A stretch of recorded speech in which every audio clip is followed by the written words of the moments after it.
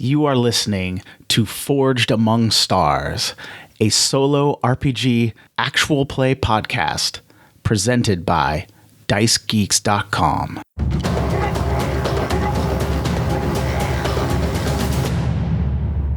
Welcome.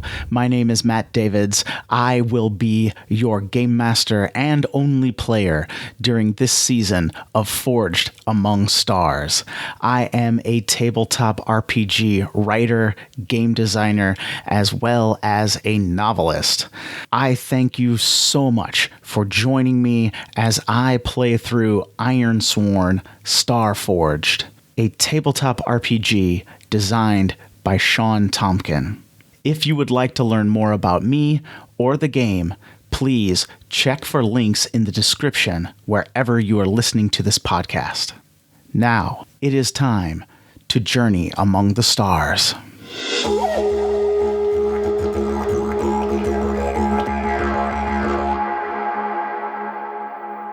Well, as we left our hero last time, Hawking Duval was about to walk into the jungle following an old road that had been built by the precursors that he just happened to find because I have been rolling really, really well.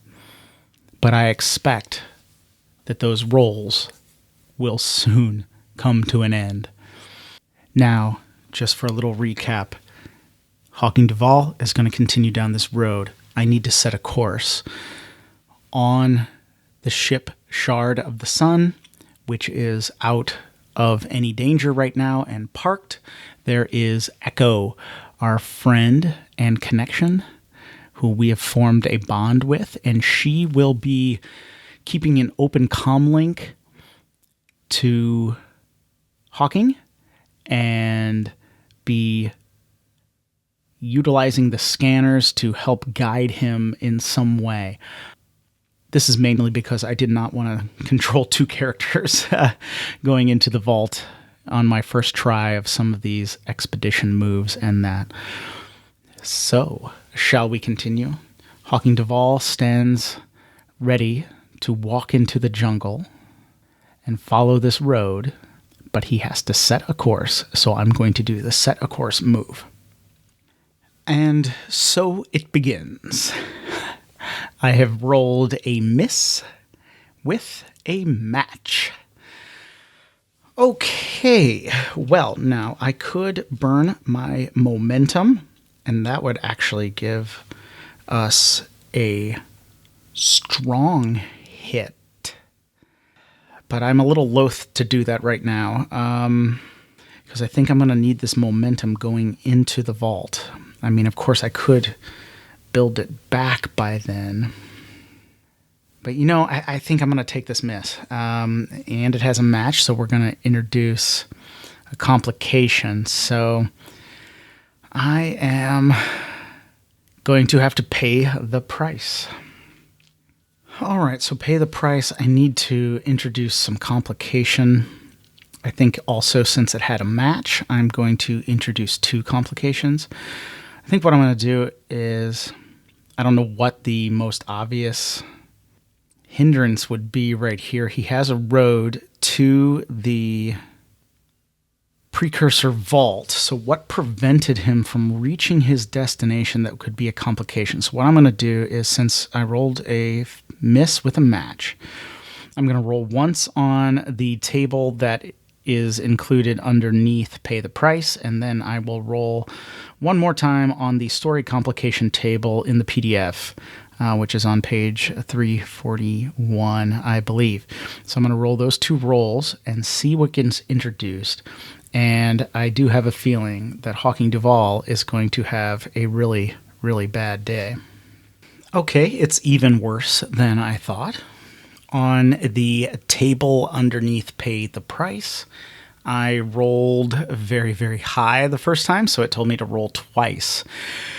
So I had to roll twice on that table, so I ended up rolling the terrain presents a new hazard, and something of value is lost or destroyed.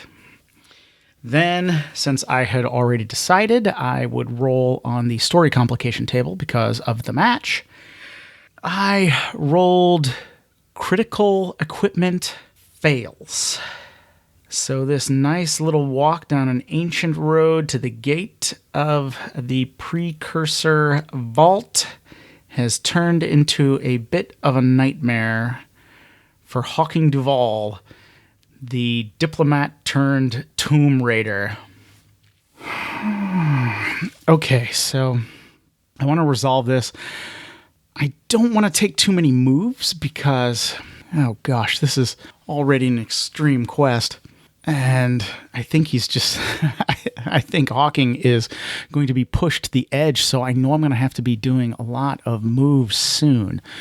How can I resolve this in fiction without doing too many moves, but also hurt Hawking as bad as it should be? Okay, because this was bad. It wasn't the worst thing, but it was bad. So, all right, so Hawking is traveling through this jungle, this weird, strange, alien jungle with these arching trees over top of him. The canopy is just blocking out most of the light, but down through are like these splinters of light, maybe mist playing through them here and there, creating this eerie kind of landscape of these shafts of light coming down, and the ancient road is made of some just strange material that Hawking is just marveling at, that it stood here and that it's kept the growth of the jungle at bay, although the edges are beginning to be overgrown and there are cracks among this strange material the ancients built their roads out of. As he gets about halfway to the vault, let's say there's an earth tremor. This is not the big one. This is not the earthquake, but there's a tremor. And it dislodges a dead tree that is near the edge of the path. And this giant tree just creaks and falls down right next to Hawking, and he has to dive and scramble out of the way. And he jumps forward, and this tree, this monstrous tree, just crashes right across the road, and wood and splintering leaves and branches from other trees are pulled down, and he is kind of propelled forward, and he does some somersaults. Up ahead, on the road in front of him, there is like kind of this large fissure, but not endangering his life, but he falls over it and he like hits himself pretty hard, and he sits up just as he notices the chain around his neck break, and that ancient splinter of the Exodus ships falls into a crack of that ancient road and slips deep, deep down inside. Hawking like scrambles up and reaches his arm down as far as he can, and he's just fighting and fighting and fighting with his hand down in this crack, and he can't find it. It's fallen well out of his reach. He pulls his arm up out of that crack and sits there rubbing bruises and little cuts and scrapes. The chain kind of just lays there at the edge of the crack, now broken and missing a few links. He just stares at the crack. All these thoughts and emotions come pouring into his mind. That piece of the Exodus ship given to him by his father, passed down from grandfather, all the way back to the great Exodus, hundreds of years ago, is gone, lost. What will he swear by? What can he hold sacred now? Oh, he rubs his hands over his head and he thinks of his family he hasn't seen in so long. All these memories, happy memories, but then also pain of being denied his birthright, of having to leave his home, being denied everything that he was ever meant to be, cast alone out among the drifts, just the ship and a vow in his heart. He stands up, kind of cradles the chain in his hands, looking at the broken link. He could probably dig in that crack. He could probably get some equipment. He could probably find it. But there's no time. No time at all. He needs to press on. He needs to get to the vault. And so he turns away from the fallen tree and the crack, and he resumes his walk to the precursor vault. He travels through this alien jungle once more, listening to the sounds of these strange animals around him, wondering if the ground will give out beneath his feet at any moment because of the impending earthquake. Now he's distracted. His heart is conflicted. One of the last vestiges of his home is now gone. What will he do?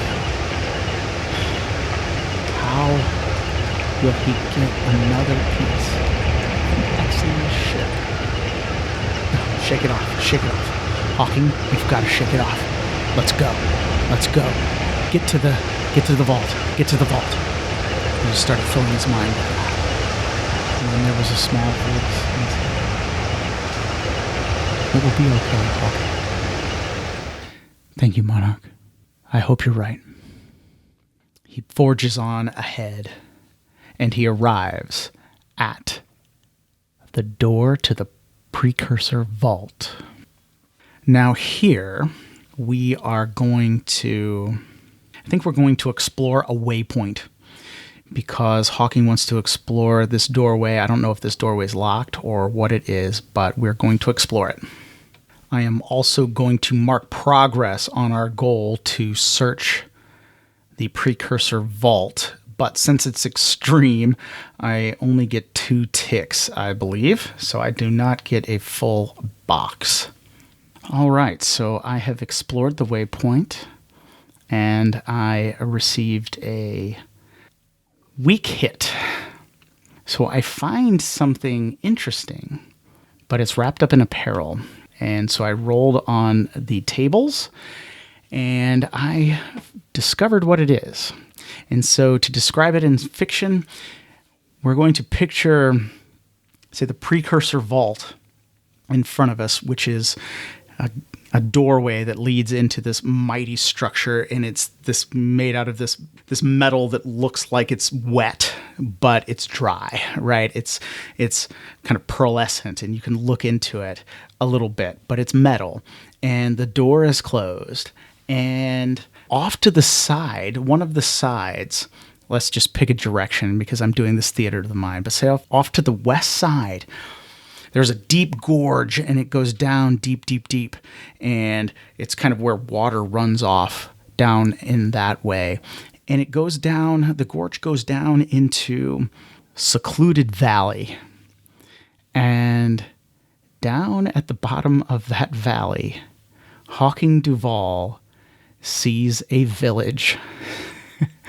A village of people going about their daily routines, fixing food, living in kind of primitive shelters among the crags and rocks of this gorge. And he thinks for a second, and he wonders if the earthquake happens, these people will be destroyed. Perhaps, but who knows? Who can tell? Even Paragon Station didn't know how powerful the earthquake would be. But here is a people living here near this vault. Perhaps they would know something. Perhaps they are the remnants of the precursors. Perhaps they're the survivors of an Exodus ship that came here long ago and crashed. Hawking didn't know. His curiosity was intrigued, and he wanted to walk down that valley and talk to those people. But he couldn't, because in the way stands plants with giant teeth-like objects that look as if they are about to pounce on prey. And Hawking Duval knows if he takes one step in that direction, those plants will attack. He looks at the valley again, sees the people down there among the rocks and crags, turns slowly back to the precursor vault in front of him. So Hawking Duval is having some day.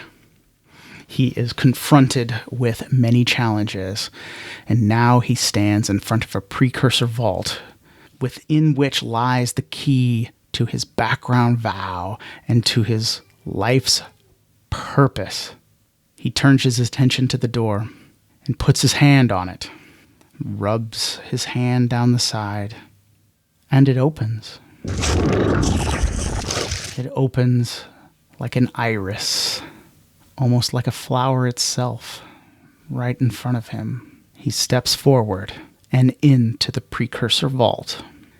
And as he does, he pulls his trusty scanner, communicator, computer pad out of the holster on his hip. He raises it to his lips, and he says, "Echo, come in. Echo, I have reached the vault. Echo, come in. Echo, do you read me?" But all he hears is static.